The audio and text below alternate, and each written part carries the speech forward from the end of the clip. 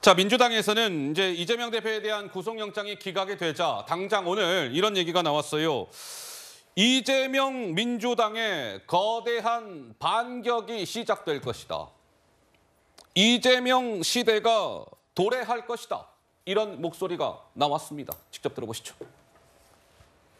저는 이제 오히려 이재명 민주당의 거대한 반격이 시작된다. 이렇게 예고를 하고 싶습니다. 그리고 나중에 보면 오늘이 9월 27일이죠. 9월 27일이 윤석열 정부가 권력의 정점을 찍고 내리막을 걷기 시작한 날이다. 이렇게 역사가 기록할 것이라고 예측을 해봅니다.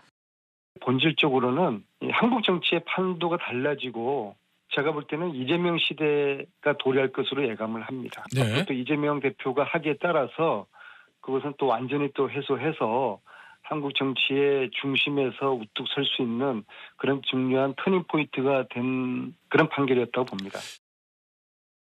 네, 이재명 대표 중심으로 더욱더 더불어민주당 의원님들 똘똘 뭉치십시다. 뭐 이런 취지의 주장인 것 같은데 조 의원님 하실 말씀 있으시다고요? 예, 제가 정치 논평하면서 그 더불어민주당 김의겸 의원님하고 안민석 의원님의 의견에 동의하리라고는 상상을 못했는데 오늘 동의합니다. 오늘로 더불어민주당은 이제 고 김대중 대통령, 노무현 대통령, 문재인 대통령의 민주당이 아니라 이재명의 민주당이 됐습니다. 뭐 완전히 장악을 하셨고요.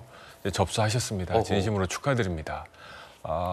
그동안 김대중 대통령이 그리워서 노무현 대통령이 좋아서 문재인 대통령이 미안해서 민주당을 지지하던 사람들이 이제는 완전히 이재명 한 명만을 바라보는 민주당으로 바뀌었다고 생각합니다. 과연 이게 득이 될지 실이 될지 정말 국민 여러분의 판단이 이제 남았다고 생각합니다. 아까 최고위에서 뭐 한동훈 장관 물러나라, 사과하라, 탄핵까지 얘기가 나왔는데 왜 그런 격한 감정의 표현을 했을까 생각해 보면 이런 것 같아요. 감히 우리를 건드려?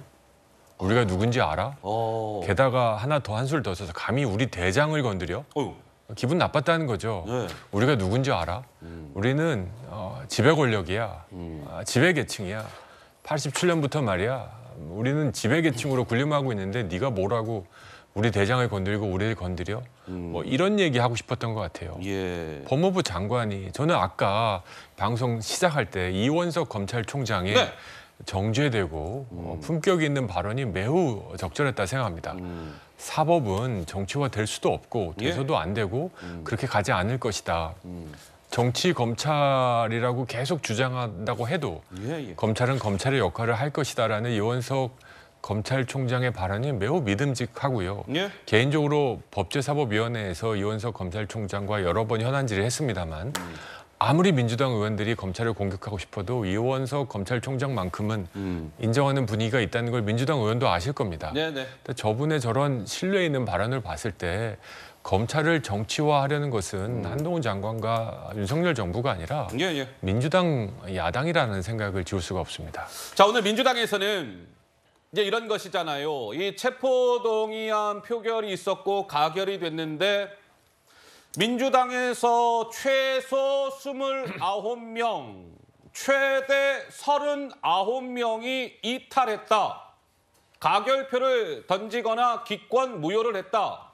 뭐 이런 거 아니겠습니까? 그와 관련해서 이 가결표를 던진 사람들에게 반드시 상응하는 조치를 취하겠습니다라는 취지의 목소리가 오늘도 나왔습니다. 들어보시죠. 영장을 재청구할 가능성은 어떻게 보십니까? 사람이라면 그러지 않겠죠. 근데 지금 윤석열 정권이 좀 사람이라고 보기 어렵지 않습니까? 그러면 어떤 가능성도 대체하기 어렵다. 또다시 체포동의안 표결이 올 수도 있잖아요. 뭐 그럴 수도 있는데 가결을 찍었던 가결파들이 이번 사태를 보면서 교훈을 좀 얻어야 되는데 그것도 잘 모르겠습니다. 지도부 차원에서는 해당 행위라는 거 규정을 했지요. 정적제와 야당 탄압, 전 정권 죽이게 대해서는 우리 의원 모두가 맞서 싸울 것이다. 민주당이 체포동의안 부결을 총의로 모은 겁니다. 해당 행위 분명한 분들에 대해서는 어떤 절차가 시작되지 않나 이렇게 생각을 하고 있습니다. 자, 정청래 최고는 또 오늘 아침 최고인가요? 거기에서 이런 얘기도 했습니다. 가결파들요, 속죄하세요. 외상값 그거 반드시 계산해야 할 겁니다. 무시무시한 발언이 나왔어요. 어떻습니까? 우리 권지웅 비대위원 보시기에는 친명과 비명, 비명과 친명, 구속영장 기각 이후에 좀 어떻게 될 거라고 보십니까? 일단은 해당 행위 관련해서는 저는 지도부랑 의견이 다른데요. 예. 그러니까 사실상 당론이었고 그 당론을 따르지 않았기 때문에 해당 행위로 징계하겠다고 하는 건 저는 논리적으로도 맞지 않고 민주정당에서 해서는 안 된다고 해서는 안 되는 일이라고 생각합니다. 예. 그러니까 사실상 당론이라고 하는 건 당을 운영하면서 일상적으로 있는 일이에요. 근데 그때 이견이 있다고 해서 늘 징계할 겁니까? 허허. 저는 이번을 징계하게 되면 앞으로도 뭔가 지도부랑 의견이 다른 모든 의견을 징계해야 될 것입니다. 그래서 그렇게 해서는 안 된다고 생각하고요. 정치적으로 뭐 비판이야 할 수 있지만 어쨌든 징계는 안 된다 이야기 드리고 예. 아까 한동훈 장관 그 파면 관련해서 한동훈 좀 장관. 이야기 드리고 싶은데 윤석열 대통령이 파면하시겠습니까? 사실 길을 걷다가 150명이 죽었는데도 이상민 행정안전부 장관에게 책임을 묻지 않았던 대통령이 지금 정치를 사실은 검찰을 통해서 되게 탄압하려고 했던 행위 가지고 자신의 최측근을 파면할 일은 저는 없다고 생각하고요. 네, 네. 근데 좀 돌아봤으면 하는 것은 네. 아까 이제 민주당이 지배계층인데 지배계층의 수장을 공격했기 때문에 민주당이 화가 많이 났다라고 하셨는데 어떻게 지배계층이면 수사를 받겠습니까? 김건희 여사나 최은순 장모를 보며 되려 수사로부터 잘 피해 다니시겠죠. 근데 지배계층이 아니니까 6차례 소환 조사하고 예. 재판 출석하고 있고 370회 압수수색 당하고 이런 거 아니겠습니까? 그래서 지금 제가 방금 말씀드린 측면에서 이 윤석열 정부가 너무 과도하게 정치를 탄압하고 있다라고 아하. 보는 국민들이 있다는 걸 좀 염두하시고 앞으로 국정을 운영해 가셨으면 좋겠습니다. 예, 구 변호사님. 그거에 대해서는 팩트는 분명히 해야 될 게 이 사건들은 다 문재인 정부부터 시작됐어요. 민주당 캠프 안에서 이낙연 캠프에서부터 시작됐고 이재명 대표의 혐의라는 거는 지금 현재 정치적인 문제로 지금의 문제를 삼는 게 아니잖아요. 다 예전에 지역 토착 비리로 있던 게 민주당 내부에서 터져 나와서 문재인 정부부터 시작됐던 거를 하는 거니까 이건 시스템이 굴러가는 것이지 윤석열 정부 이전에 탄생 전에 시작됐던 사건을 가지고 윤석열 정부가 뭐 정치를 탄압하네 어쩌네라는 건 논리적으로 앞뒤도 맞지 않고 그리고 이걸 가지고서 파면을 거론하는 것 자체도 사실 법적으로 책임이 있어야죠.